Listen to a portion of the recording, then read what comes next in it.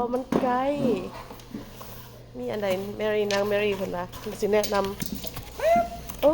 what is this Mary It's called egg boat เนาะ ไปกินอยู่จอร์เจียได้ประเทศจอร์เจียเด้อบ่แม่นว่าจอร์เจียรัฐจอร์เจียเด้อ the shape of it is very interesting guys มึงไหม so good คือตานี่เนาะตามีหักสองหน่วยนี่ มันมีสองแบบเนาะคือสั่งแบบไหนวะ ก่อนจะกินก็ต้องได้ถ่ายรูปแป๊บน้อง ก็ของกินก่อน มัน เนาะ มันซ้ำไหนน้องมันซ้ำหน้าเฮาบ่ สำนีตอนแรกที่โจ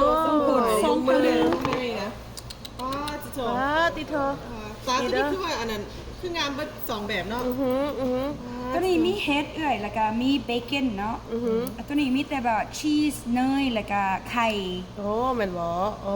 มันนี่สิพากันกินได้เพราะว่ามันสิถ่ายแต่รูปเนาะเฮาเนาะจับก่อนอ่ะ1 2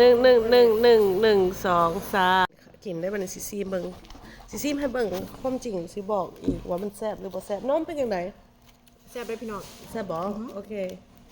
นี่ที่แมรี่กำลังอันนั้นปัดซอยมันละเลยมันเป็นแบบพิซซ่านี่แหละมีไข่มีเห็ดมีอันนั้นหมูสามสัน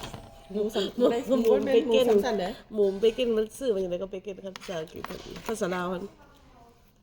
ไม่รู้แต่ว่ามันหมูหั่นแหละ ก็เลยละ เบคอนหั่นล่ะ เบเกนหั่นแหละ